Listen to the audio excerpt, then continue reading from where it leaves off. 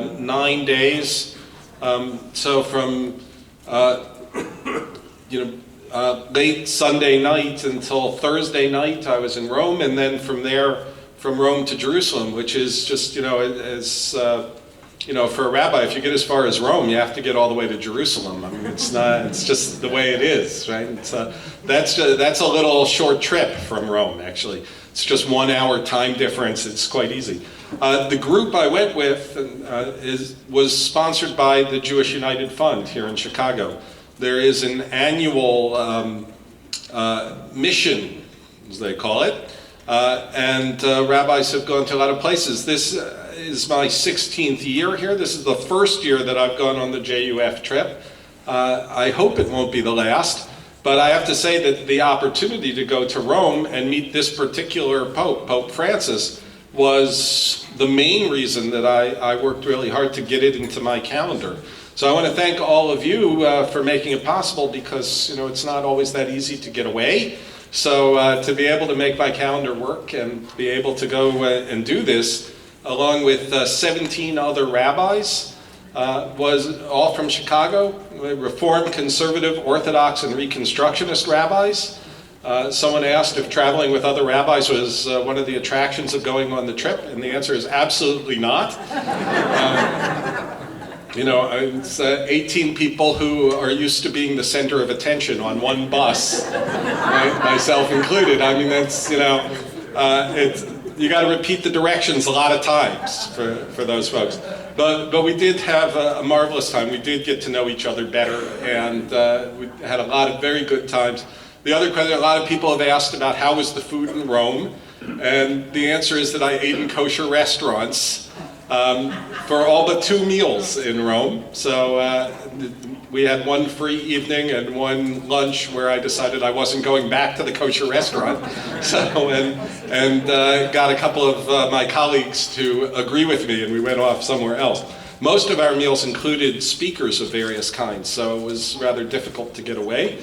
I will say it was the best kosher food I've ever had in Rome. So it's not saying much, right? So I want to start a little bit with Jerusalem, because I know you're here to hear about Rome. So if I finish Rome, you'll leave and you won't hear about Jerusalem. So I'm going to start with Jerusalem for a few minutes. Many of you have been there, but it was really an amazing thing, and just to give you a sense of how much we put into a really small amount of time. So we flew out of Rome late on Thursday evening. We arrived in Tel Aviv at about 2:45 in the morning, Tel Aviv time. Took a bus to the hotel, slept for a few hours, and at 11 a.m. we were in meetings. And that was Friday, so Friday evening began Shabbat, of course, and so 18 rabbis in Israel for Shabbat. We actually all went in different directions. Everybody went to their favorite place to celebrate Shabbat in Israel. So, but then after Shabbat was over, we immediately were doing various kinds of meetings. As I said, the program was sponsored by the Jewish United Fund, and I thank them for creating it and putting it together. The Chicago Jewish community sends $30 million a year to Israel. Per capita, that is the highest of any community in the country. It is not in absolute numbers the most. The New York Jewish community sends the most money to Israel each year, but Chicago per capita is higher than anywhere. So where does that money go? Out of that 30 million and change, what's a million here or there, right? When you're talking about numbers like that. About $1 million of it goes to projects with Chicago's sister city in Israel, Petah Tikva. We met with Ofer Bavli, who's the director of the Chicago Jewish Federation's Israel office. He told us about a program that we're doing in partnership with the schools and businesses in Israel and Petah Tikva in particular to work with students with special needs. The hope is that this is a model partnership, and that if it does well in Petah Tikva, it'll be something that federations and businesses and the government will do all over the state of Israel. About $5 million a year goes to something called the Joint Distribution Committee. So we met with representatives of the Joint, as it's called. about a program that they're doing there called the Shachar program, which is a very interesting thing. We could actually spend all night just on this. In fact, we could probably spend weeks on this because it's a very hot button political issue in Israel right now. There is, of course, a large Orthodox community in Israel, the Haredim, which are sometimes translated as ultra-Orthodox. They are not required to serve in the army. They're not drafted into the army. They generally do all of their education in yeshivot, so they study a lot of Torah and Talmud and text and things like that. Many of them know nothing about computers or anything like that. They are not prepared to serve in the army, frankly. They're not prepared to serve in the regular workforce in Israel. So the Shachar program is actually working with the Haredim community to actually encourage them to get the kind of education that they need, not only to go to the army, but then to go on into a productive work life outside of the yeshivot, but still within the Haredi community. This is a big issue in Israel right now. Some of you probably know exactly what I'm talking about. Others, it's a completely new idea. Honestly, I mean, if we start talking about that tonight, we won't stop, and then we won't get to Rome. But it is a remarkable program, very complicated. I mean, it's complicated because you've got issues of you have soldiers in the army who won't take orders from women officers, right?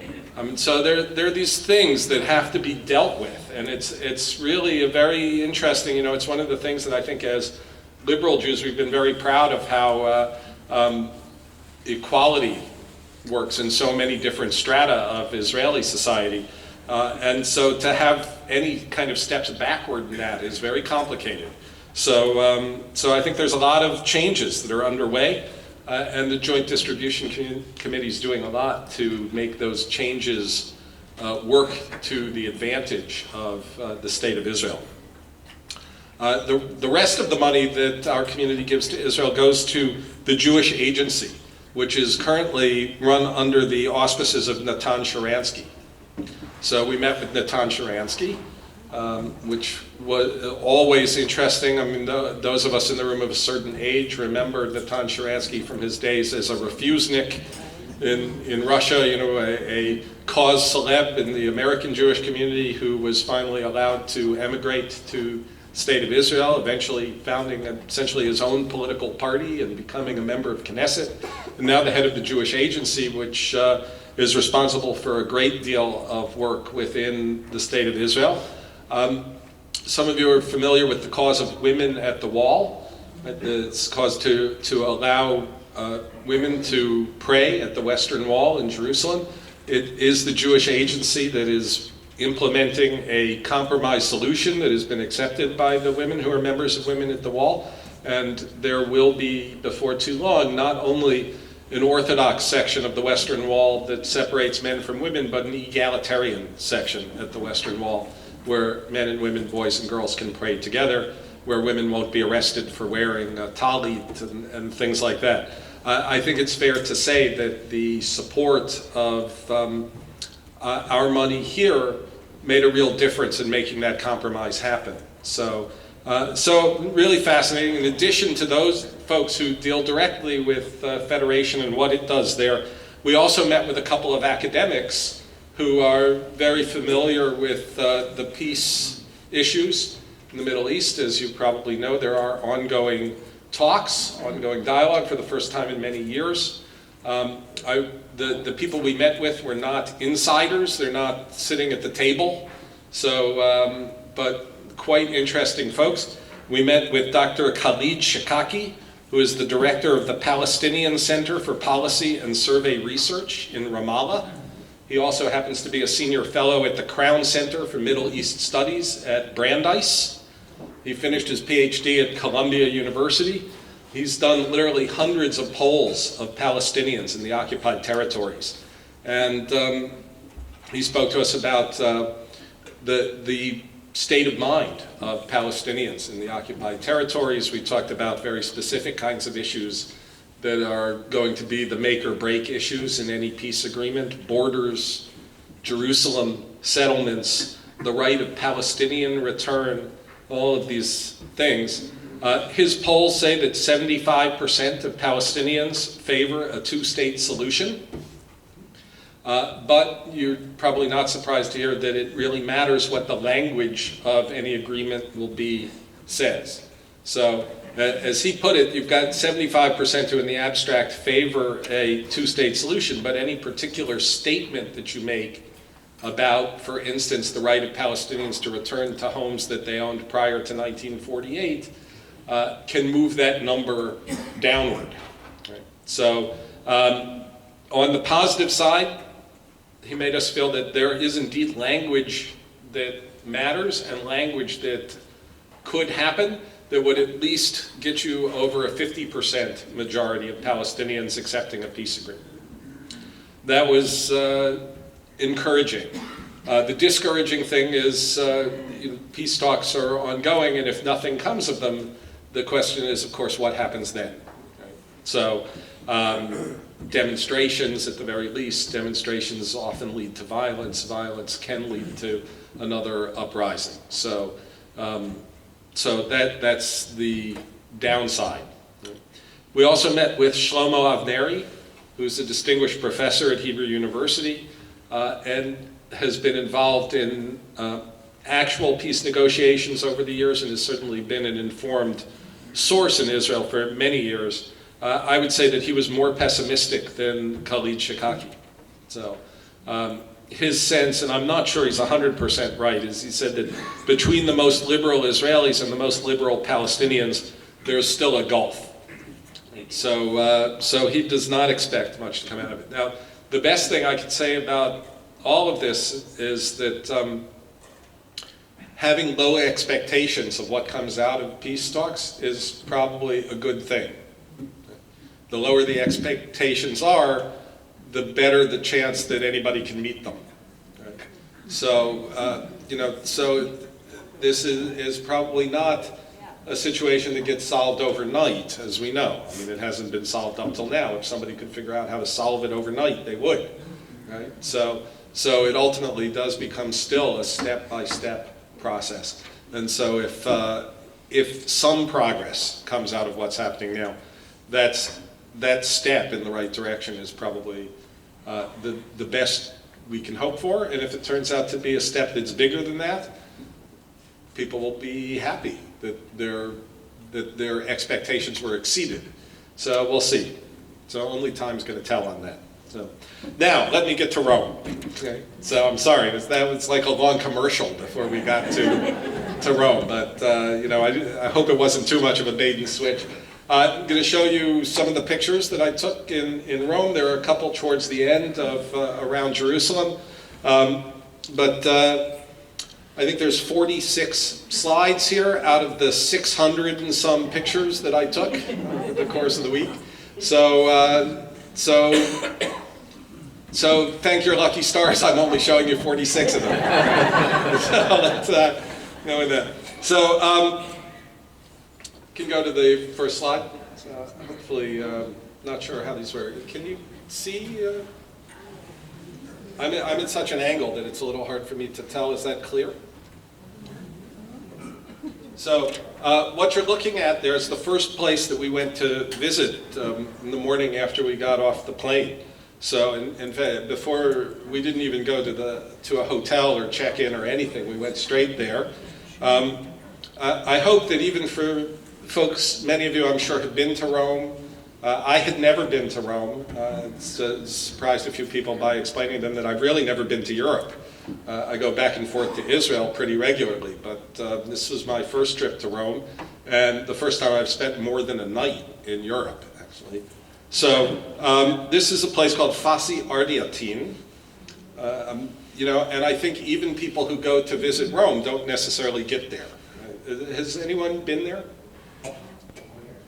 One? No? Okay. So I'm just curious. It's on the outskirts of Rome. What it is a memorial at this point to a massacre that took place on the outskirts of Rome in 1943. So There was an action taken by the Italian resistance. This was around the time Mussolini had fallen, and the Nazis had essentially occupied Italy and Rome. Rome was trying to become an open city, but I don't think neither the Nazis nor the Allies really accepted the idea of Rome as an open, demilitarized city.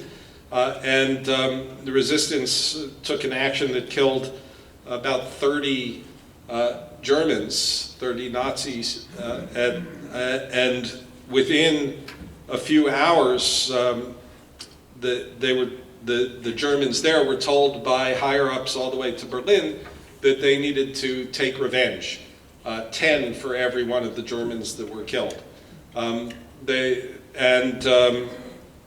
That led them to kill 350, not all of them Jews, but Jews and non-Jews alike were shot at this place, which was a stone quarry. Then the stone quarry was dynamited, sealing the bodies within. After Germany's surrender, the site was exhumed, the bodies were identified. We can go to the next slide. And the victims were buried. So these are the graves themselves there, and you may be able to see names.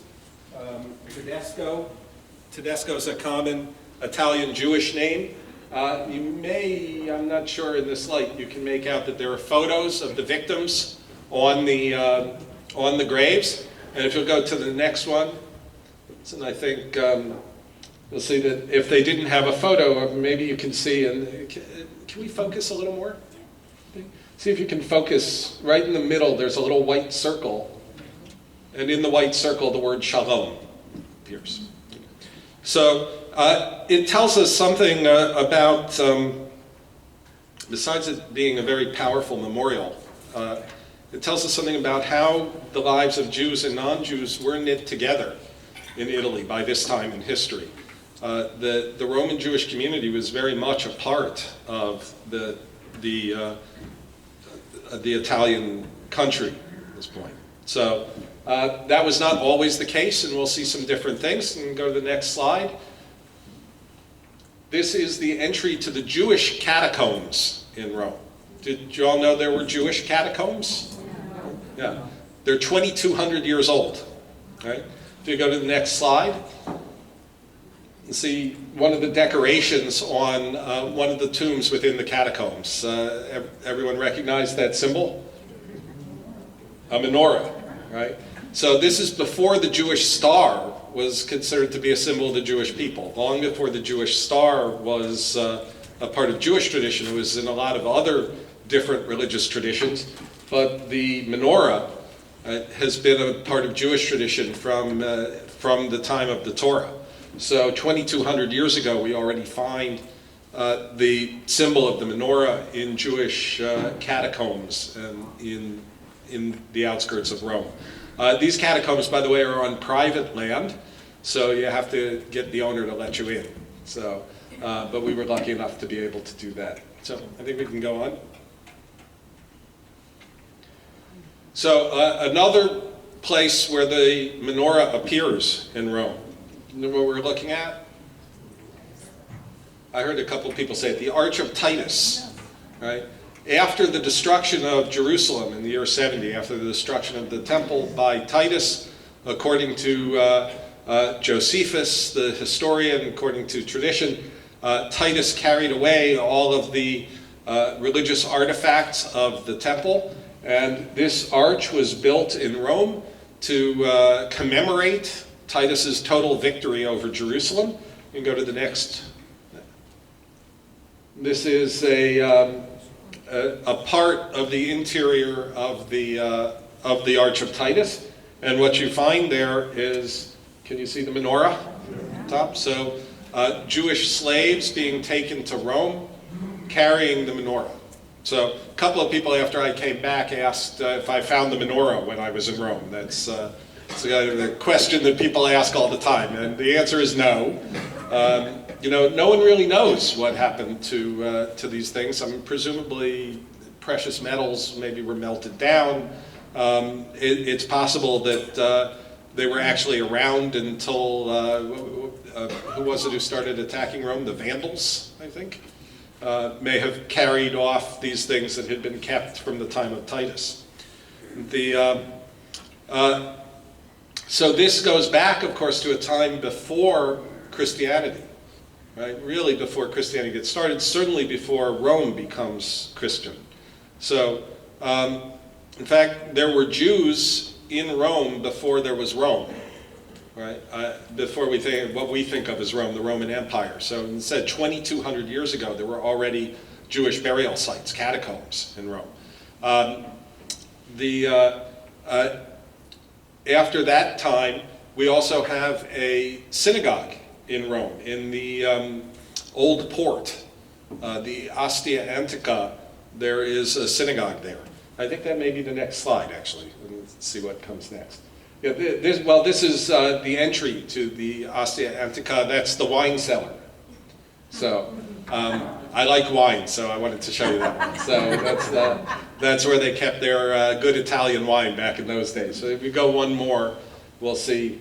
I think this is the mosaic floor from a synagogue that's from the 2nd century BCE. So in the Roman port, what we have in our stories in the book of Maccabees, it tells us that the Maccabees went to Rome to get backing from the Roman Senate in their battle against Antiochus Epiphanes, the bad guy in the Hanukkah story. Right? And Rome actually allied with the Maccabees at that point. Jews went back and forth from the land of Israel to ancient Rome. And there was a Roman Jewish community living there. Those are the folks who are in those catacombs. Right? So I think the next is one more picture from there. This is how, actually there's one more, I think. This is how don't move it yet. This is how the synagogue there evolved. This is the bima, right, the pulpit. That was built in somewhere in the 2nd to 3rd century of the Common Era. So the synagogue was there for 300 or 400 years, and then they built this bima. And if you go to the next slide, you'll see, can you see what the decoration is on it, right? So there's the menorah once again. So very powerful symbol and proof. I mean, you can look at something and say, well, why is this a synagogue? Which actually one of our group members who wasn't paying very close attention asked, why is this a synagogue? And we pointed out, well, there's a menorah there. So, oh, okay. So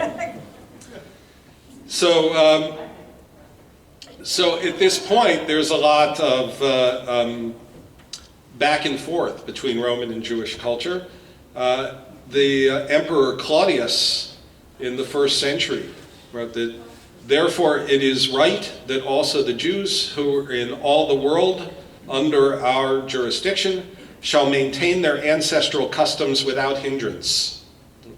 So that's 1st century Rome. The rise of Christian Rome, some of that tolerance falls by the wayside for a time. Right? And so I think our next picture is, this is a church that's at the entrance to the ghetto. The word ghetto, of course, is an Italian word. Jews were first forced to live in ghettos in Italy. Rome is not the oldest of them. The ghetto was established in Rome by Pope Paul IV in 1555. He wrote a letter saying it's absurd for the Jews to consider themselves equal to the Catholics, and said that they should live in the same community as Catholics. So he established a jurisdiction on the banks of the Tiber River where the Jews were required to live. That went from 1555 to 1870. It was not a great spot. It was in a floodplain. It was an area where the Tiber regularly overran its banks, so there was flooding, there was high humidity, dirt. There had been synagogues in several neighborhoods around Rome. They were all forced to move in essentially to one synagogue together. So there's a synagogue called the Synagogue of the Five Communities that was there. A lot of their artifacts are now in the main synagogue in the what's still the ghetto area.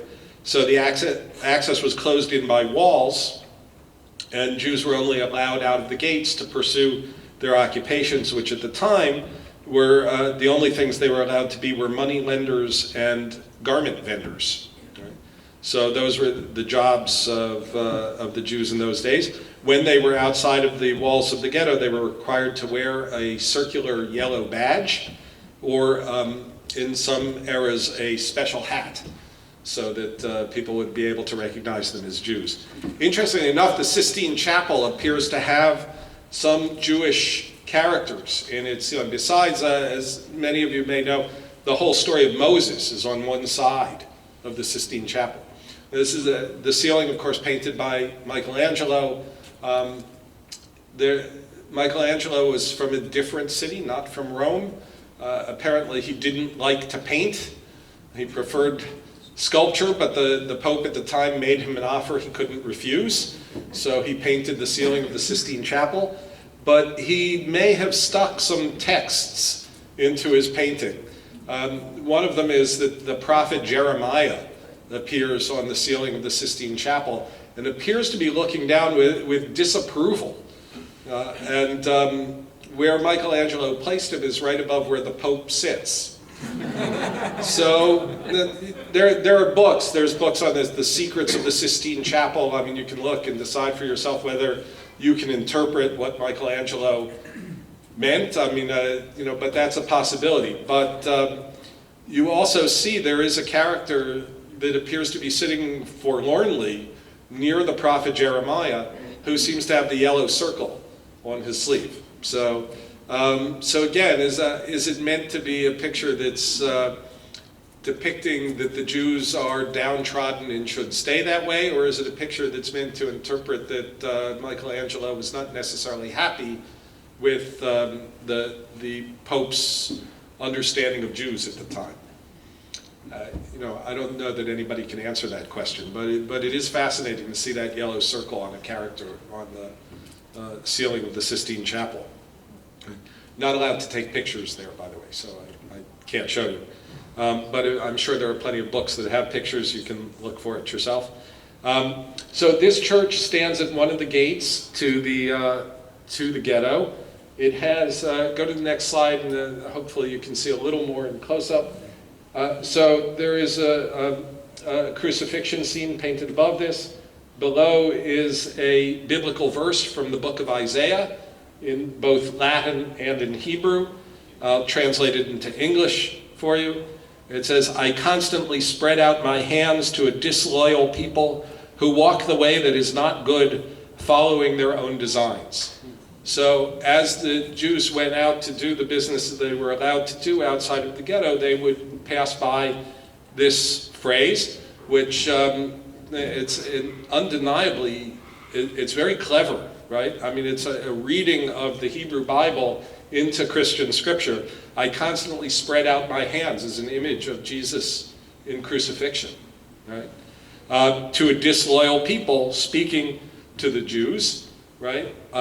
Who walk the way that is not good, which perhaps the Pope at the time meant both that Judaism wasn't a good path, but it was also a reminder to the Jews that they lived in the ghetto, right? They walked on a path that wasn't good. It was flooded, it was dirty, it was terrible. If they weren't who they were, they could live somewhere else, following their own designs rather than the path of God, right? So it's still there now as a reminder, I think, not to Jews about this, but to the Christian community about how far we've come, in a sense, in terms of Jewish-Catholic dialogue.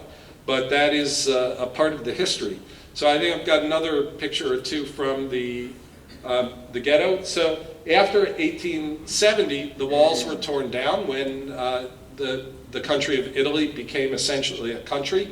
Went from being separate city-states, like Rome was its own city-state. So these, I think, appear in a lot of places in Europe, but it's just a tiny little plaque. It's only about 2 inches wide. It's on the sidewalk in front of a building. It has a name and a date and tells you when someone was arrested, deported to Auschwitz, and killed there. So you see these on the ground. The history of the Holocaust in Italy is quite different than in the rest of Europe, but again, once the Nazis took over in Italy, they sped up a program of deportation to Auschwitz. So you see these in many places there. After 1870, the walls were torn down in the ghetto. All of the buildings there were torn down. The height of the banks of the Tiber were raised by 20 feet or more so that it wouldn't flood. And if we can go on to the next slide, you can see this is what the ghetto looks like today. That is a kosher pizza place there. There are still kosher restaurants. Next slide. Allison? Okay, there's a Jewish school there. We visited and saw Jewish students studying there. So it's still quite a few Jews in and around the area of the ghetto. Though these are all new buildings, as I said, new by Roman standards after 1870. And this is where the kosher restaurants are primarily. So this is where I was eating all of my meals in Rome, and told by people, and we could see that it's not only popular with Jews to come to the kosher restaurants, but popular with Romans to come and have the Jewish delicacies of Rome. The primary Jewish delicacy appears to be deep fried artichokes, which are lovely, actually, very tasty. I mean, it's like a whole artichoke, sort of, if you can think of blooming onions. But whole pretty trimmed a little bit, but the whole artichoke, you eat the whole thing, the leaves, the heart, of course, stuff. You can go on. I think maybe now this is the synagogue, which is in the precinct of the ghetto. So you can see how beautiful it is, and we've got a couple of shots of the interior as well. So why don't you go ahead? So that's the bima in the synagogue. This is the chief rabbi of Rome. We spent some time talking with him as well. And I think we have a group shot of our group there with the chief rabbi in front of the bima. And I think one more from there. Do the colors come through to where you're sitting? No? So that's the dome of the, but I'm not sure it comes across so well. So there is a dome there.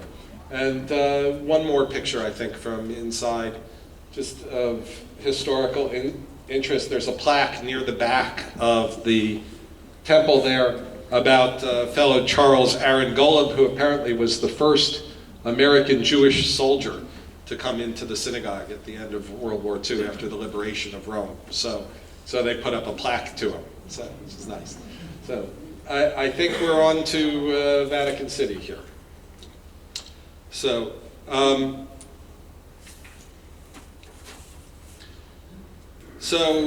let's see.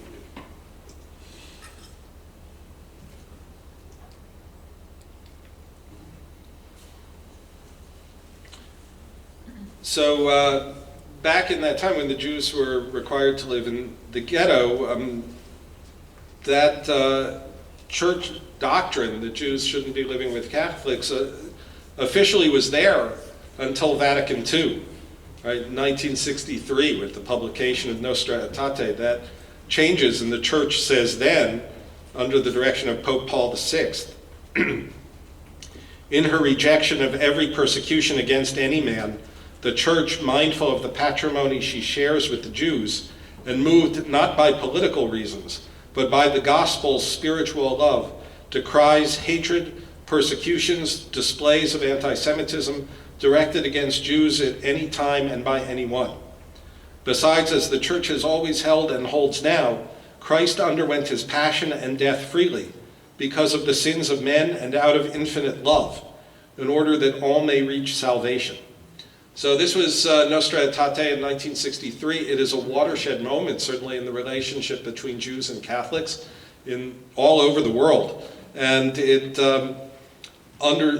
is really the document that absolves Jews of guilt in the crucifixion. So from earlier centuries, that was a big part of the Jewish Catholic schism, So this is an extraordinary document, and it is, in fact, what leads to the possibility of a group of rabbis from Chicago going to St. Peter's Square, so, and visiting with the Pope and with cardinals and things like that. So, what you're seeing here is columns at St. Peter's Square. You can see perhaps a metal detector in the back, and the regular people standing in line for the metal detector. We didn't have to do that. So, we've got a couple of slides here. We're going through, this is our group going through the back way, right? So, you can see the next one as well. It's the sense of, so we kind of went under and around, didn't have to go through that kind of security check, and let's see what's next. So this was our vantage point, looking down at all those people who went through the metal detector. So we were up on, I'm not exactly sure what to call it. You know, in Hebrew we would call it a bima, right? So we were sitting up on the bima, not far from where the Pope sits for his Wednesday morning address. But you can see a large crowd gathered below. What happens if you haven't been there for something like this, which I certainly have never been. So first, about 9:30 in the morning, the Pope came out in the Pope Mobile, right? I think that's the next picture.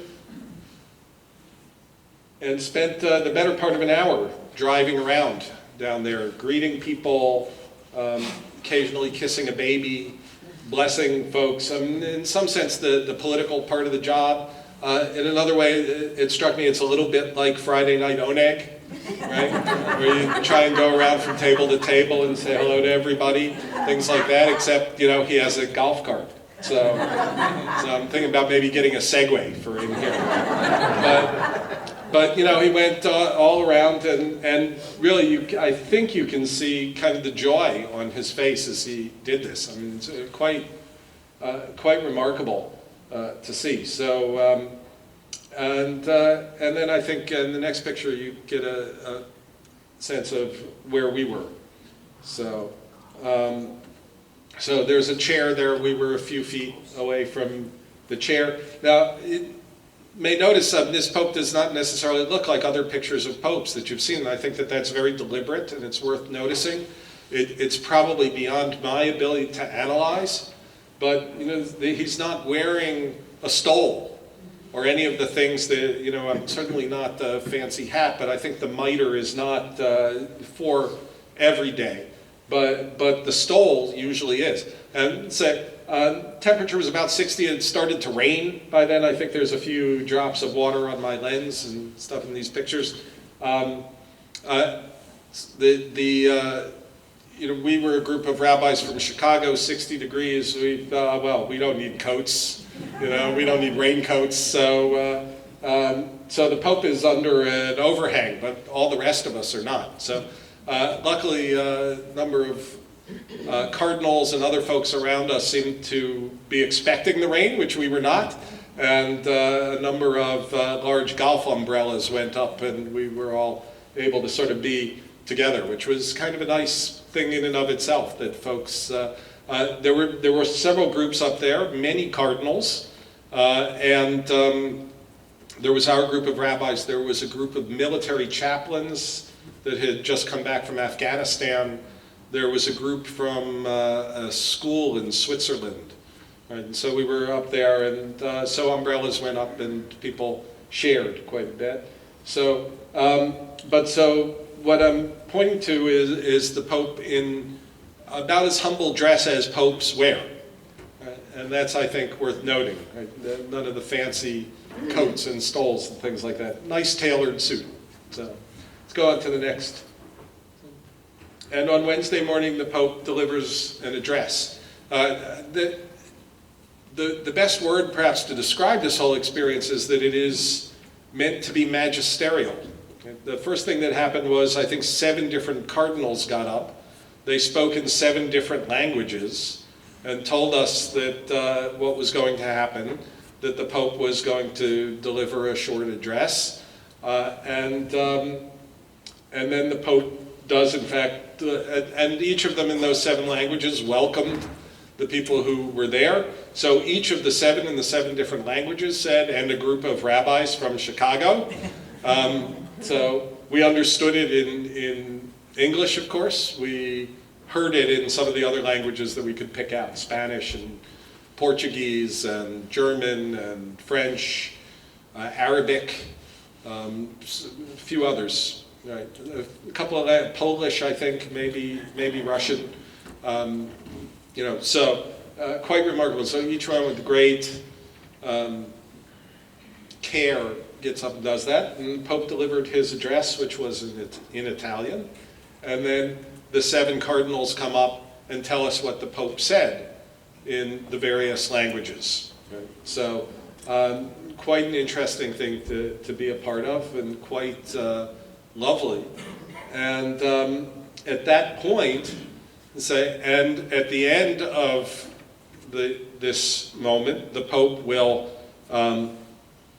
bless the holy objects that you've brought this day. So, and I was the only rabbi in the group carrying a rosary.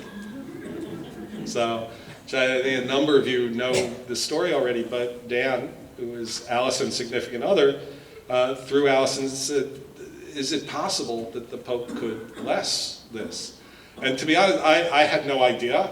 I didn't really know what it meant, and I've never actually held a rosary before.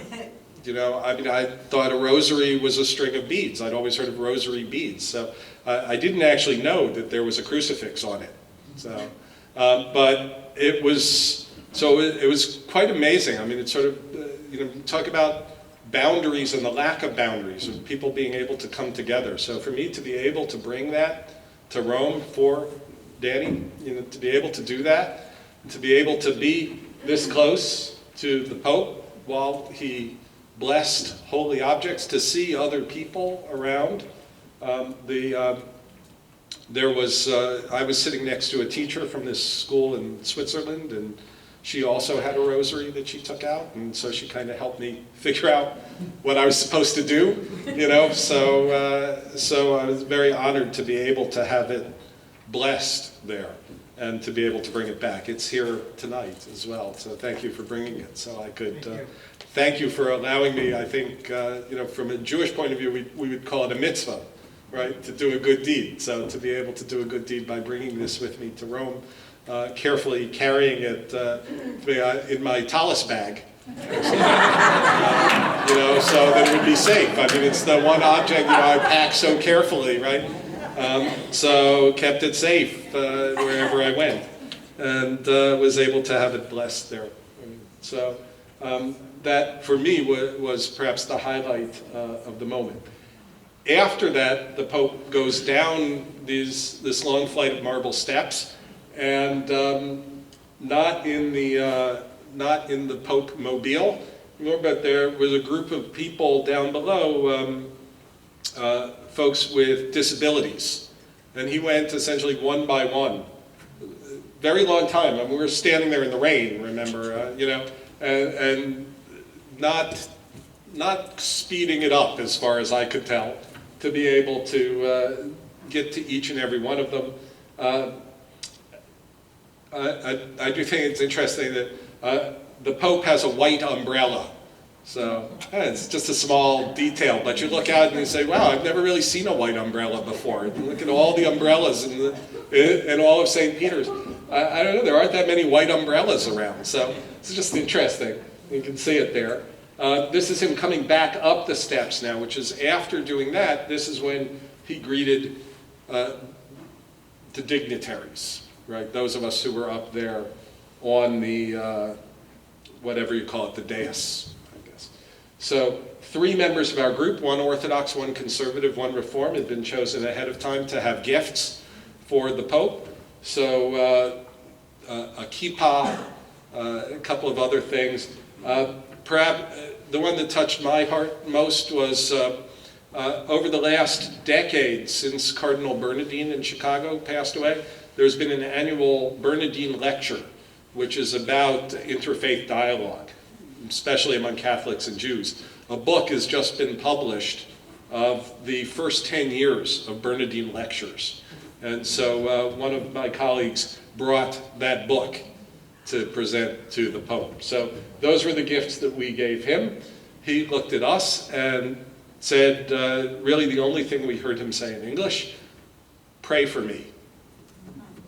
One of my colleagues was of quicker mind, perhaps, than the rest of us, and said, Yevarechecha Adonai v'yishmerecha, which is Hebrew that the Pope certainly understood.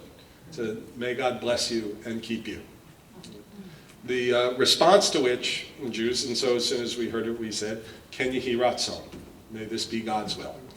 So, on one level, we said the interaction with the Pope is essentially fleeting, kind of a photo op in many ways. I'll tell you about the real dialogue that comes after this, but the moment is powerful, unquestionably, and indelible. And what comes across so much is everything that you hear about this particular Pope, a new kind of humility that we haven't seen for a while. The last couple of popes have been very intellectual. And it's not that Pope Francis is less intellectual, but you see the look on his face when he's talking to people. And it's really different. So, my perception now is perhaps colored a little bit. Some of you may have seen that Pope Francis was on the cover of the Rolling Stone last week. There's an article about the Pope in Rolling Stone. I think that may be a first. I'm really sure. But one of the things it talks about is how he lights up when he's with people. And I think that was, just in our brief experience, was absolutely true. I think it rings true that there is still a very humble and real feeling. So let's see, what's the next slide? I don't quite recall. So for me as a rabbi, I have to say that this is absolutely one of the highlights of the trip. We got to visit the Vatican Library. We had a guide who took us around to sort of the regular sites in the Vatican and in the rest of Rome. She came with us to the library. She's been doing tours for 30 years, I think she told me. She's never been to the library. Right? So not everybody gets access here. I don't know if you can really tell, I just kind of like this. You can see a little bit of the library through the window there. But go on, this is us going into the library. And then the next shot is the library. So that's ceiling in one of the halls there. Notice that the cherubs all have books, right? Because they're in a library, right? The next picture is, sense of the hallway there. This was the main reading room in the Vatican Library.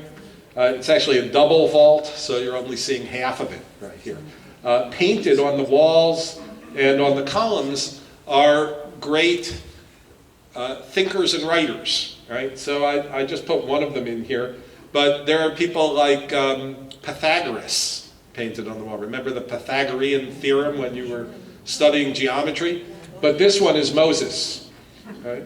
So, and a couple of things. I mean, Moses carrying a book, right? So not a Torah scroll, but the book, right? The other thing you may be able to make out is the horns. Do you see the horns on Moses there? Yeah. I mean, this is the same thing that Michelangelo did when he did a statue of Moses. Partly it comes from a bad translation of the Torah. When Moses goes up Mount Sinai and gets the Torah and comes down, the text says that he has karnaim coming out of his head. Well, one translation of karnaim is rays of light. Right? That's probably what it meant. Right? He came down enlightened, right? But another translation of the word Karen is horn. Karnaim is horns. So Moses has horns. So that's how this happened. So this actually, I think, is almost in between. They're horns, but they're almost kind of rays of light too. So it's pretty interesting. Go on to the next. The books are kept in used to be kept in these cabinets with the amazing inlaid wood. I believe these made in the 16th century. Just beautiful. I mean, everywhere you look, there's one thing to see that's more beautiful than another. But for us touring, they brought out some of the books from their collection of Jewish manuscripts, and in a glass case for us to see, so that they're climate controlled and all of those kinds of things. So this particular text that you're looking at is a book of Psalms. Right? It's created in Naples. It's actually got a date on the front of it, the 8th of Adar, which actually was just this past Saturday, so it's having its birthday. The 8th of Adar in the year 5230, which makes it 544 years old. So beautiful, of course, predating printing presses, all of these things are written by hand. The next text, this is the only copy of this book in existence. It's called The Light of the World.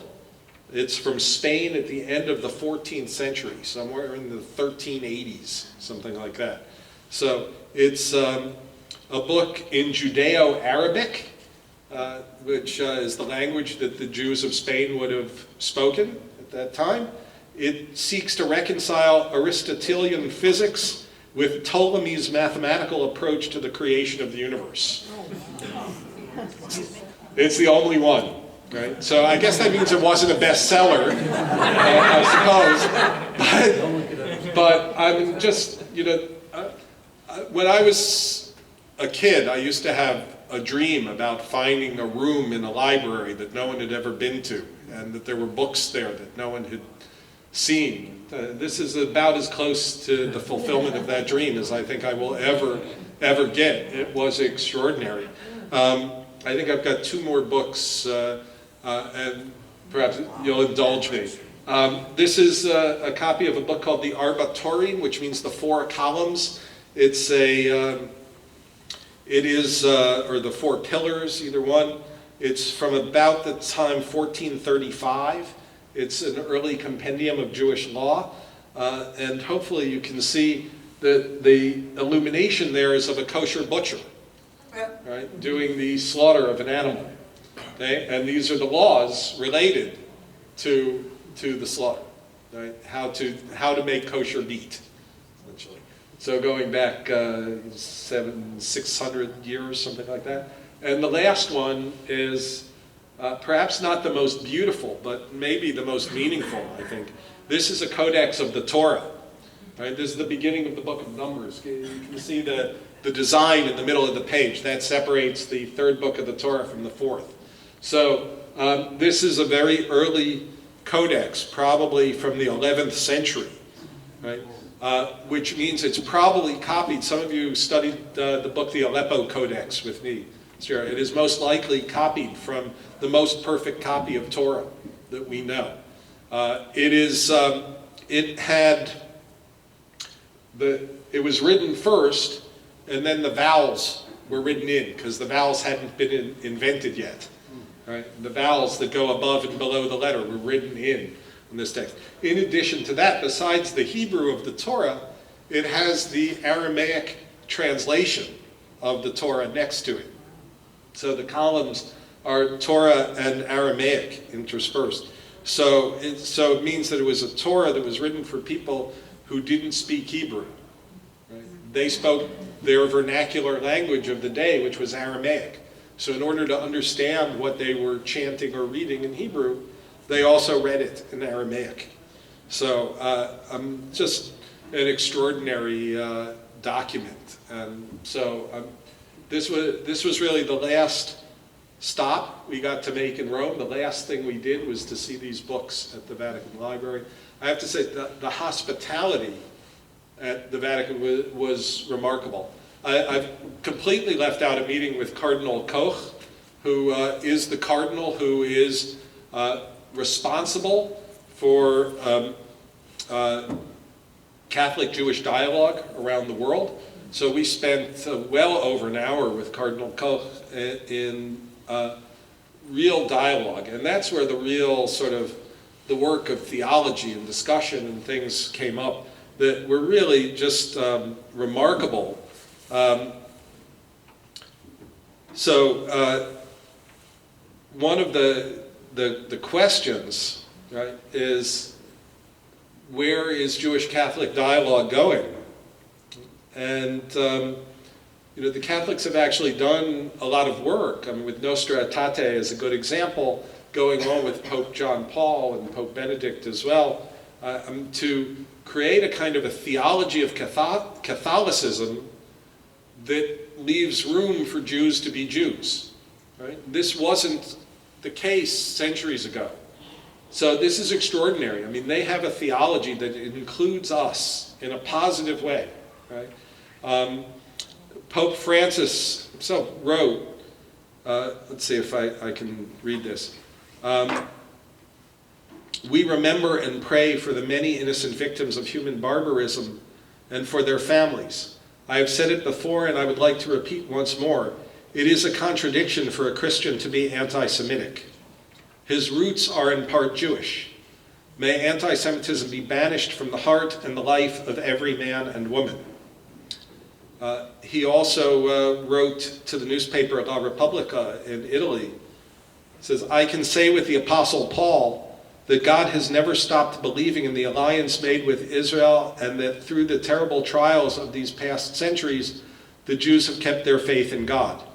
And for this, we will never be grateful enough to them as the church, but also as humanity at large. Persevering in their faith in God and in the covenant, they remind everyone, even us as Christians, that we are always awaiting the return of the Lord. These are remarkable theological statements by Pope Francis. We got to discuss them with Cardinal Koch. And I think the Jews have to respond in turn. And in some ways, it's probably easier for Catholics to make this change, but we shouldn't underestimate what a huge change it is. But Catholics can look back at Judaism as a kind of a roots experience.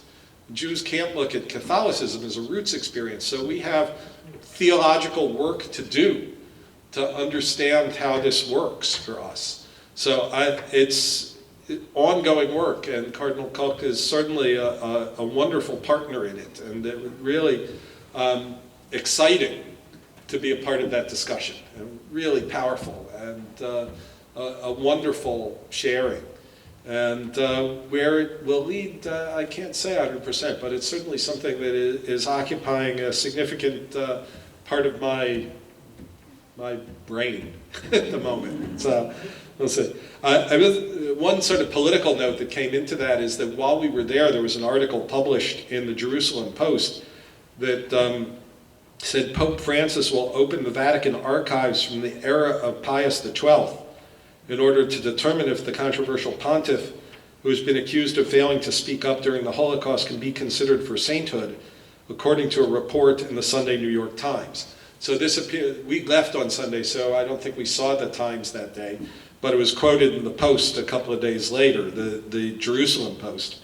And there's a quote from Pope Francis from the days before he became Pope, when he was still in Argentina, when he wrote, "Opening the archives of the Shoah, the Holocaust, seems reasonable. Let them be opened up and let everything be cleared up. Let it be seen if they could have done something to help and until what point they could have helped. If they made a mistake in any aspect of this, we would have to say, we have erred. We don't have to be scared of this. The truth has to be the goal." And so, while it wasn't our intention really to get into politics, and in many ways it's none of our business who the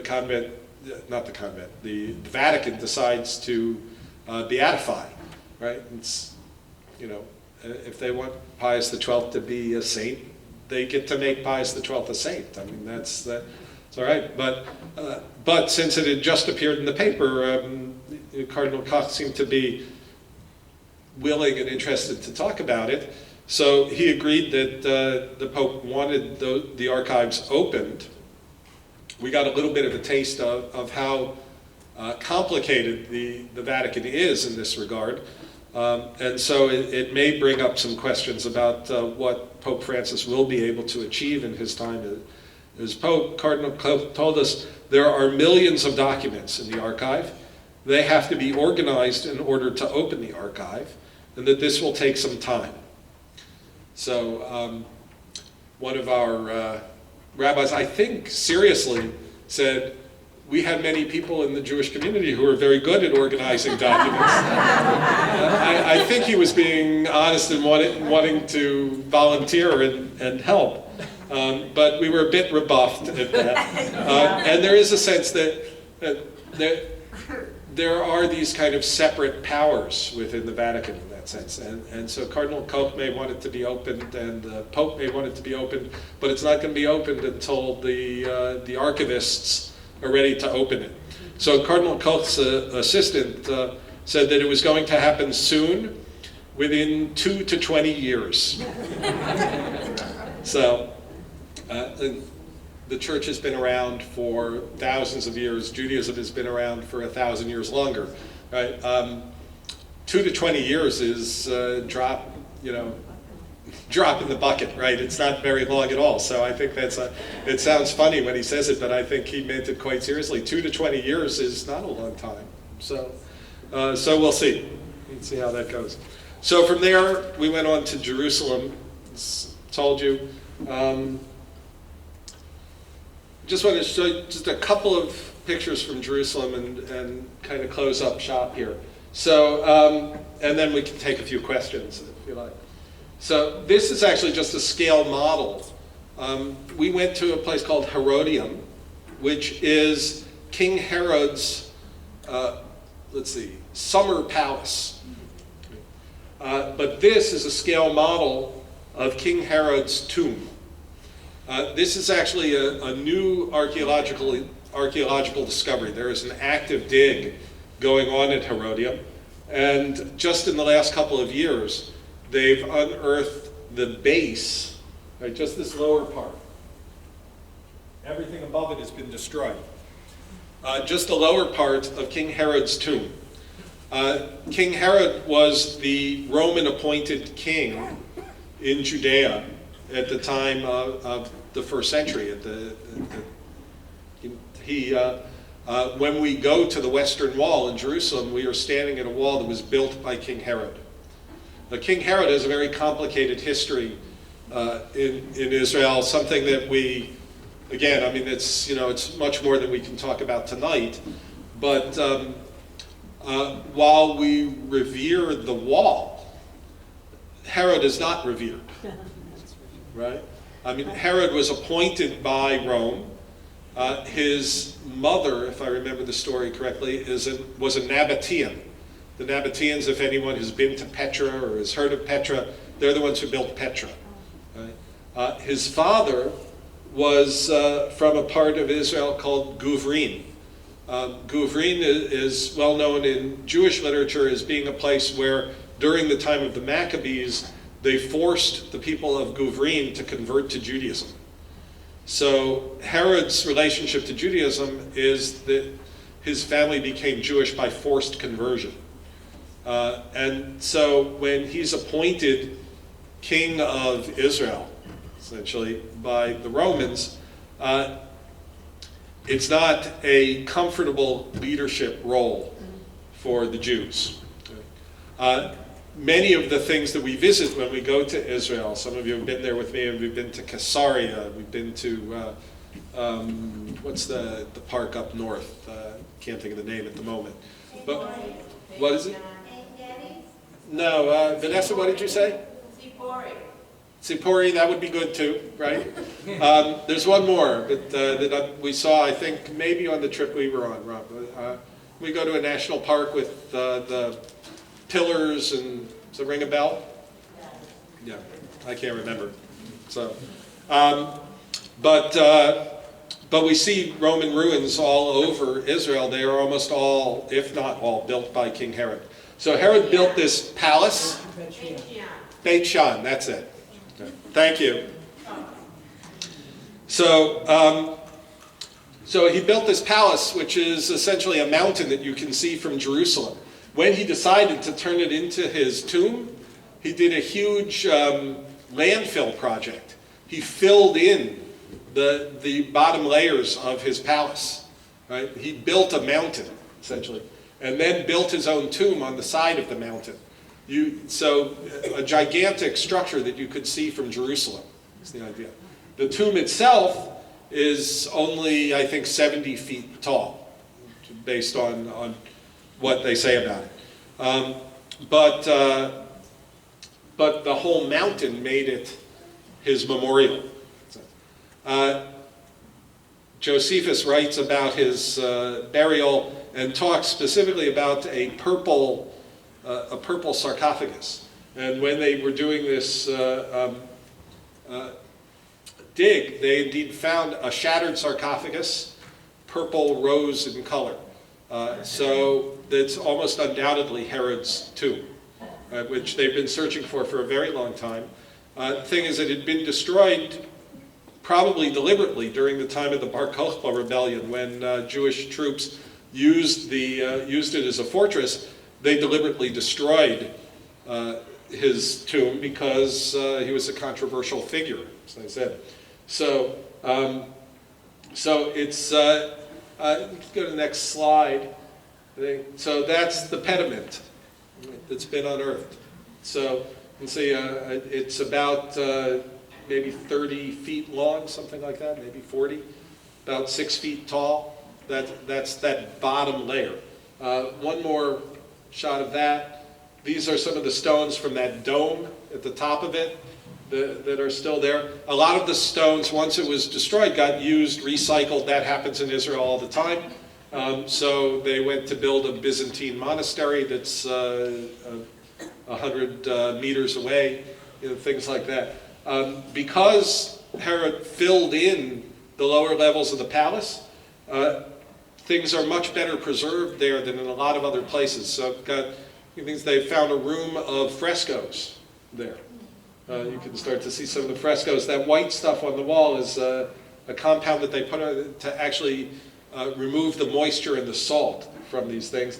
I think I've got one more there, which you have to use your imagination a little bit. But some of the frescoes were actually windows, right? They were imaginary windows, so like you could look out of, right, a trompe-l'oeil sort of idea. And so, but one of the things that's fascinating is that in comparing Rome and Jerusalem is how little Jewish architecture there is from ancient times in Israel, right? Herod, from Rome, we have Roman architecture also in Israel, right? But we have very little Jewish architecture in that time.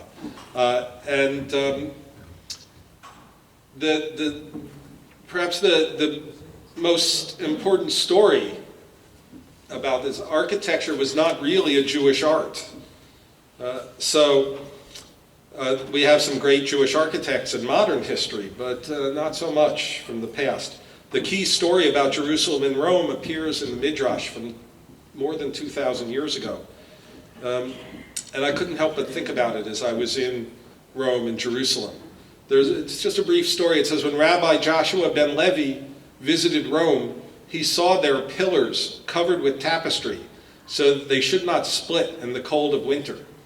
As he was walking in the street, he saw a poor man wrapped only in a reed mat. So you can go to the next slide. You walk around in Rome and you turn a corner and you see that. Right. These pillars. So the story in the Midrash is that the Romans cared so much for these pillars that they wrapped them in blankets and tapestries to keep them safe. But the poor people among them, now we're talking about 2,200 years ago when the Jews first came to Rome and what they saw.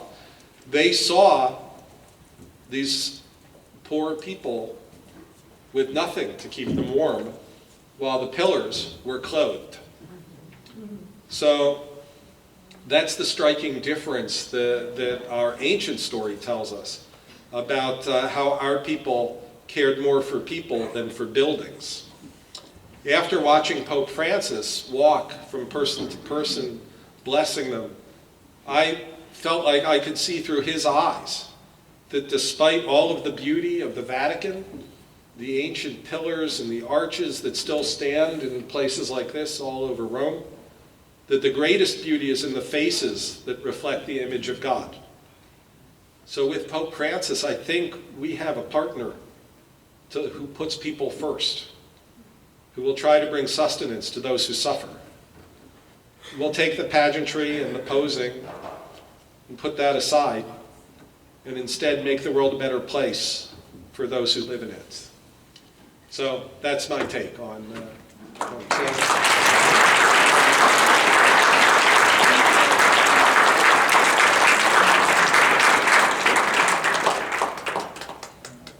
Len?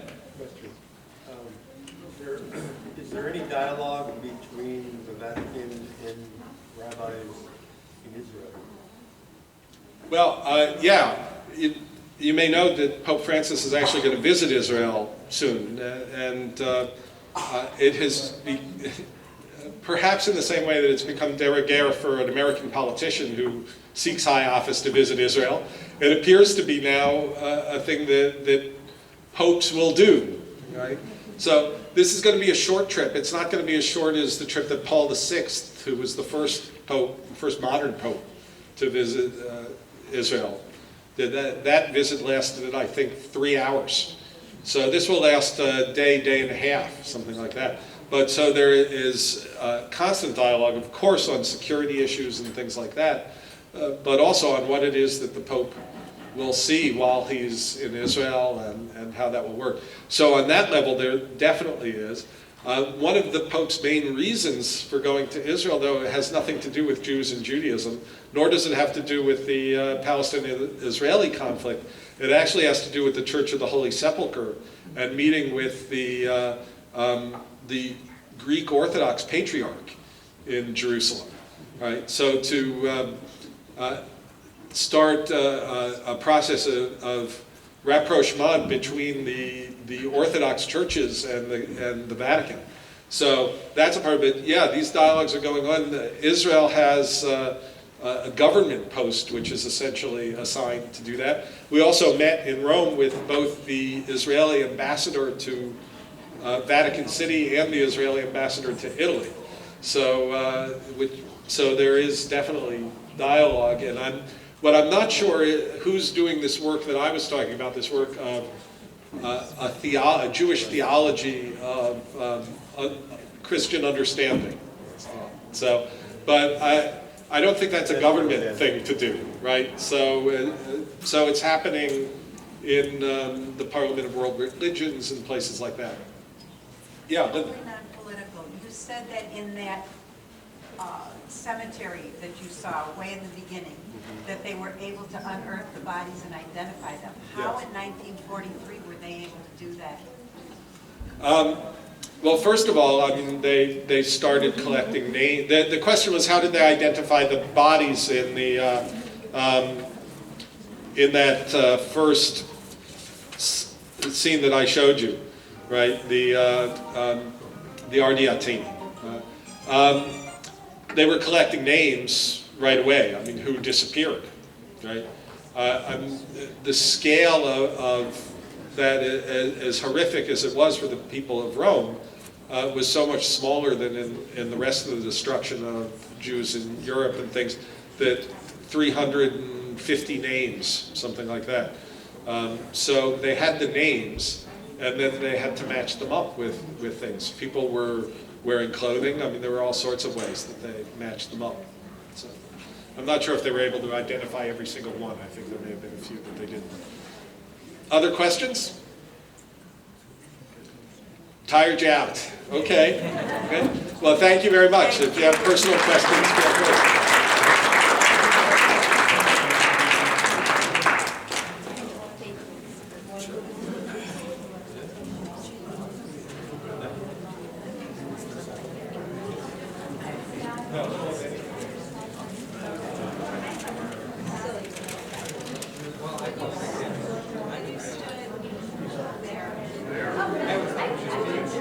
I noticed people kind of going, so I thought it was just supposed to be.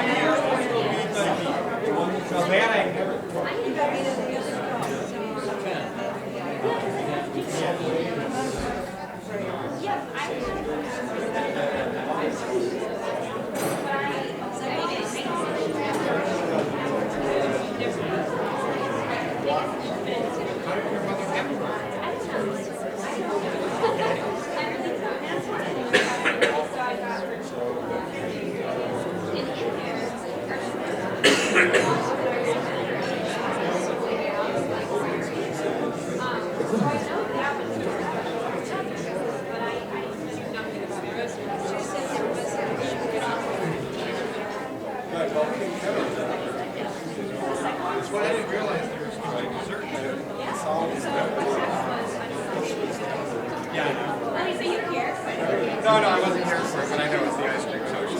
Because the dessert here? Must have been a lot of dessert. Yeah, you have to.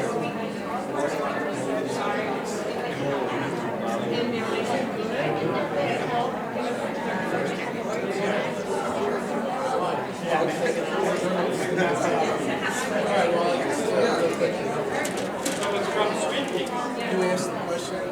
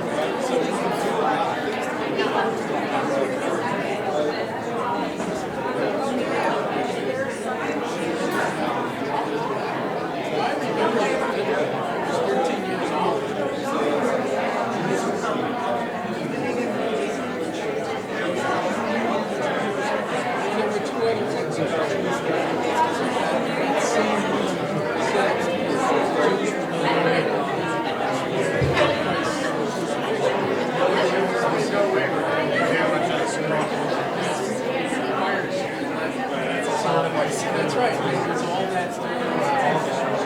All right. So I just want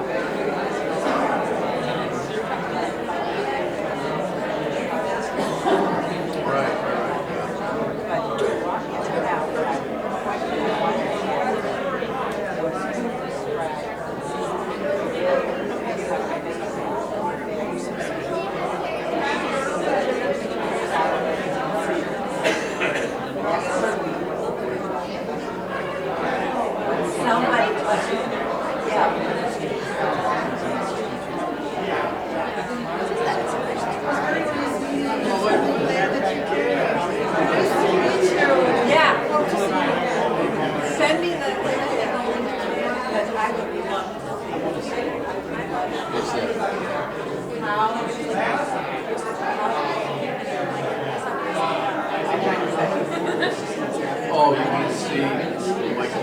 Oh, yeah. That was interesting. You wouldn't have known what.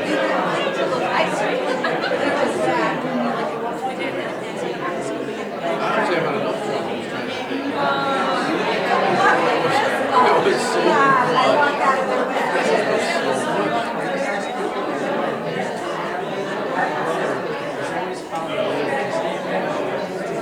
Do certain things.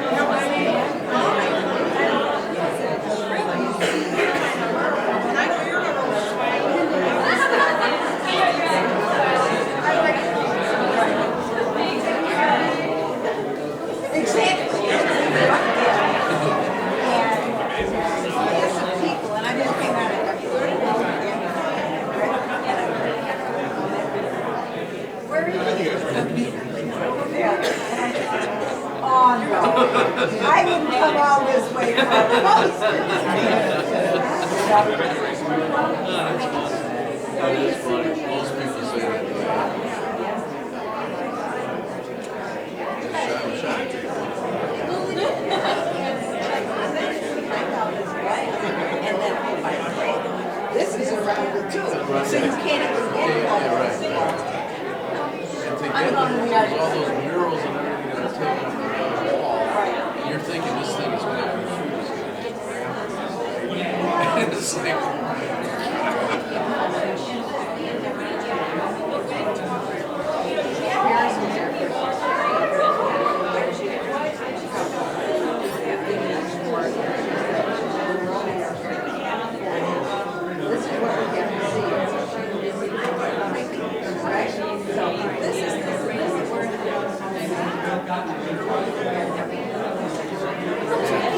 Okay, now we'll go see the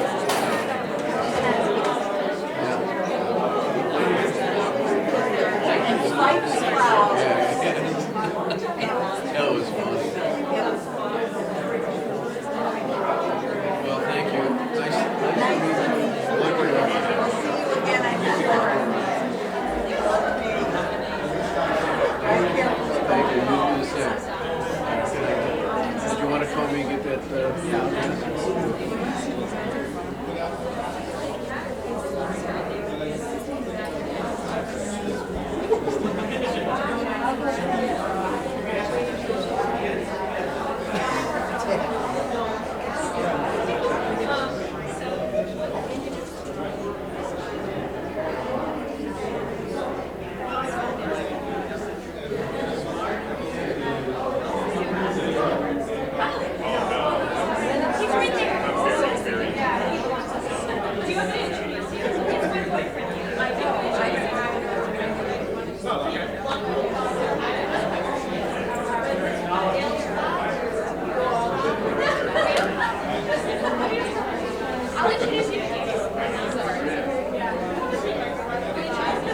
Honey, we're gonna go. Bye, guys. Thank you so much.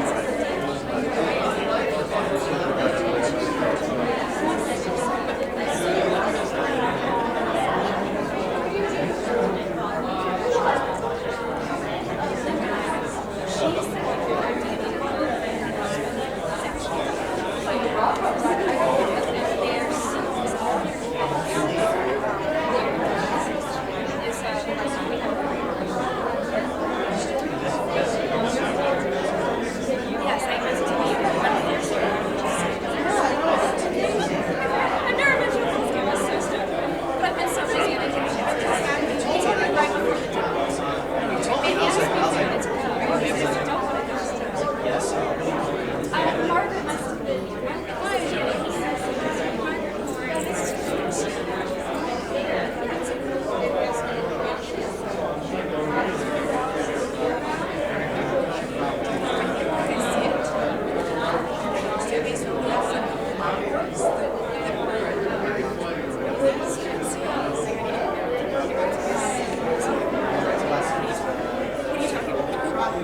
I didn't even know. Rabbi didn't tell me that he told me. I think he goes. It's gonna be free. I just have to say it. There's somebody mind framing. No, actually. Check out Highland Frame Art and Frame in Highland. We should. They're a small island. And I think they're really small, but getting estimates and listening to Highland Art and Frame. It's right on Central Avenue, Highland Park. Yeah. I feel like I do know it. It's like right where Betts is. Yeah, on that side of the street. It's on Central. Right by the Legion. Yeah. I'll look it up. Sort of by, it's right on Central. Across the Green Bay, it's right on. It's where they're right.